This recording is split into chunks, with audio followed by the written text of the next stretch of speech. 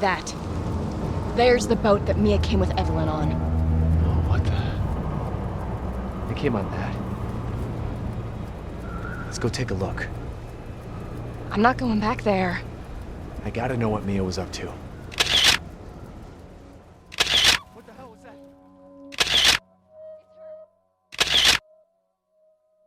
Zoe Baker is probably your biggest ally throughout the events of the game Resident Evil 7 BioHazard, interacting with us via phone communication at various points during the storyline. Zoe is one of the few people that you can actually rely on during this crazy, mold-infested adventure in Louisiana. A core member of the Baker family, Zoe, unlike her parents, has managed to keep her personality intact, fighting off Eveline's influence and even assisting those who were unlucky enough to find themselves at the Baker's home during Eveline's 3-year reign. You really shouldn't have come here. Who's this? And what the fuck is going on? My name's Zoe. There should be a way out through the attic. Attic. Go there. Now.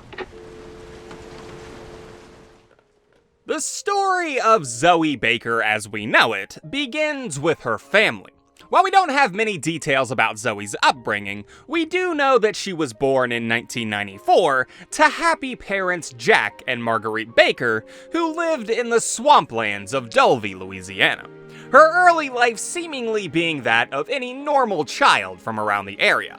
Her proud parents even keeping mementos from these happy times to display proudly around the family's home.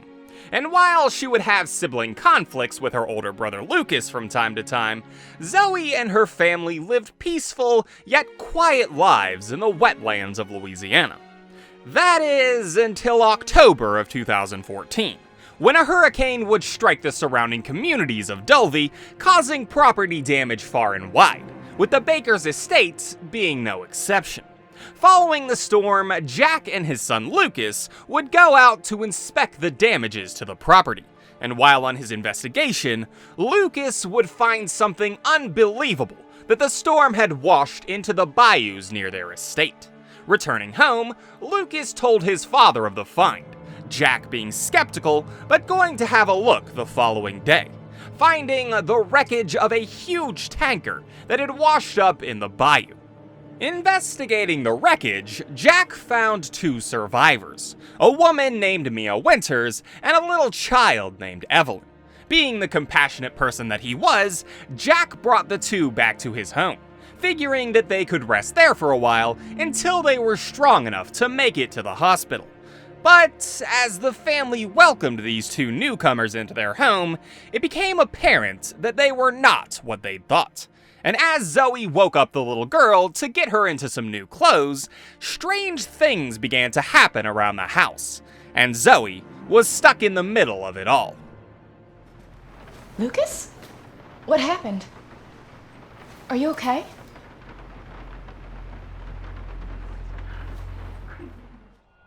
Investigating her home, Zoe found that her parents were changing, telling her of a gift that the little girl had given them, and attempting to force this gift onto her as well. Zoe managed to evade her parents, but her brother Lucas wasn't so lucky.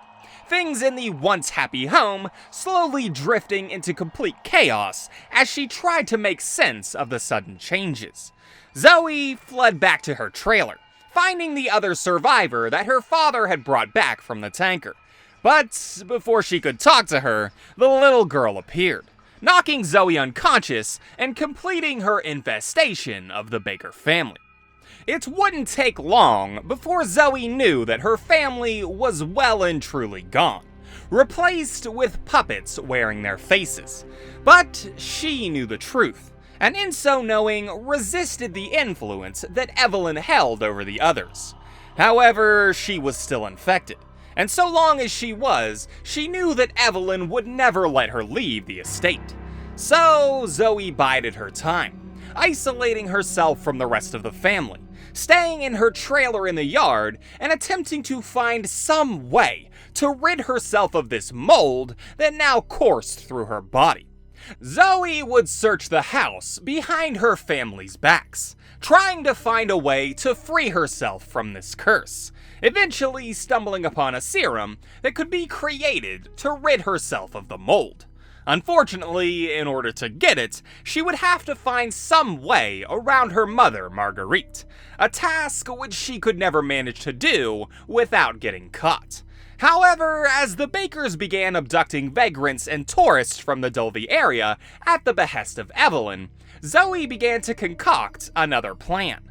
A plan which would see her help those captured by her family in exchange for their help in obtaining the serum.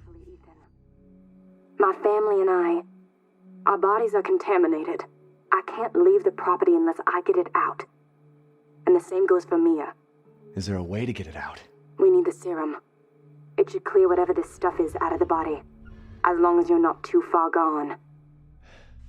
For nearly 3 years, Zoe attempted to help those who were unlucky enough to find themselves in Eveline's web. But no matter how many abductees she got into contact with, none of them could survive her family's house of horrors.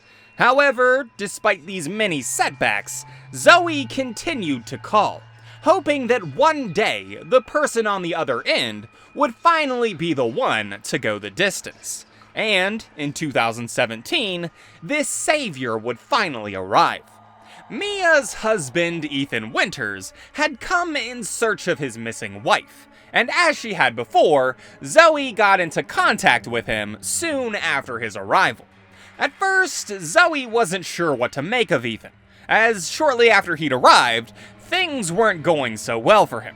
Despite her instructions, he'd been captured by her father, and worse still, Mia had cut off one of his hands. Ethan was dragged back to the main house by Jack, and not willing to give up on him just yet, Zoe reattached his missing hand, as well as gave him a genome codex to monitor his health. Luckily for Zoe, however, after his initial issues, Ethan proved himself to be more formidable than he'd at first seemed. He fought his way through Jack at the main house, and even Marguerite, to find the component that Zoe needed for her cure. However, before the two could link up, Zoe's brother Lucas got in the way. This is gonna help me and me, right? Hey, buddy. I thought you should know. I decided that Zoe needed a timeout. She and Mia are here with me. And they're keeping each other company.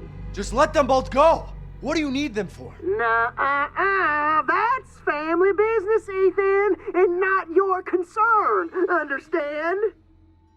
Lucas kidnapped Zoe as well as Ethan's wife Mia and took them to an old boathouse to be used as bait.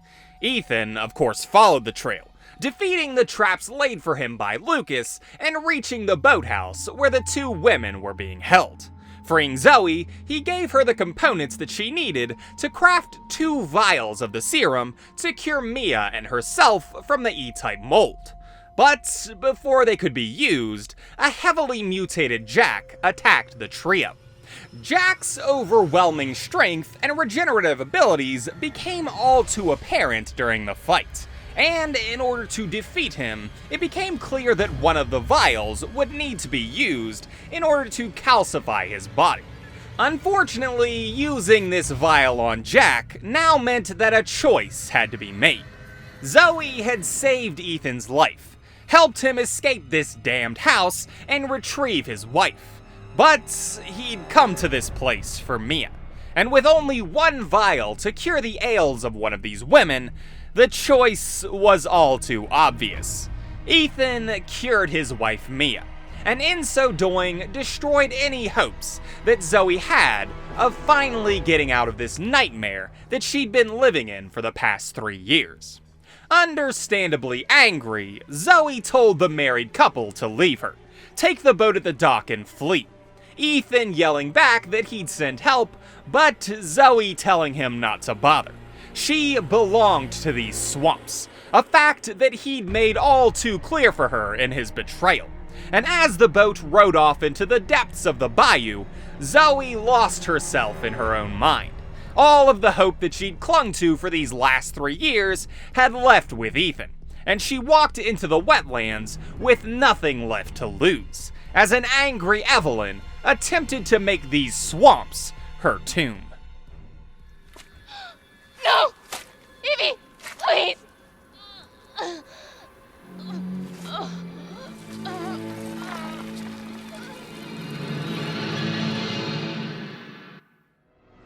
Eveline calcified Zoe, rendering her unconscious but still alive, laying in the swamps, lost to the world, until she was found by a third party that had entered the area, Blue Umbrella. The agents of Blue Umbrella seemed to understand what was happening to the young girl, but before they could do anything about it, they were ambushed by a forgotten member of the Baker family, Jack's older brother, Joe. Joe had been living in isolation in the swamps near his family this entire time, but wasn't aware of the situation that had befallen them. Seeing Zoe now, however, he knew that he had to do something to save her from whatever this curse was that had befallen her.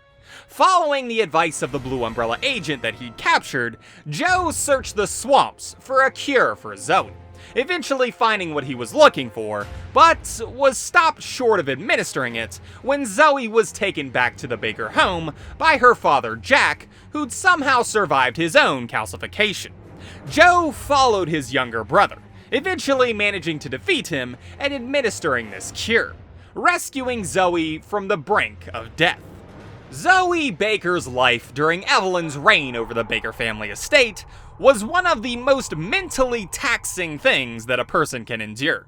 Seeing your family change from the loving people that you know into monsters right before your eyes, knowing that you've been infected by the same thing that changed your family, and knowing that there is little that you can do to stop it alone, seeing everyone that you reach out to be gruesomely killed by your former trusted family, and then finally finding that person who can help you, but he cures someone else and leaves you in the swamps alone again. Zoe had a difficult path to walk, and even though she thought she'd been abandoned by the world, that there was no one left to help, she was never truly forgotten. I was trapped with those monsters for 3 years. All of them trying to kill me. I can't believe it's finally over. You gotta know, deep down somewhere, they were still your family, and they loved you. Especially your daddy, even in his final days.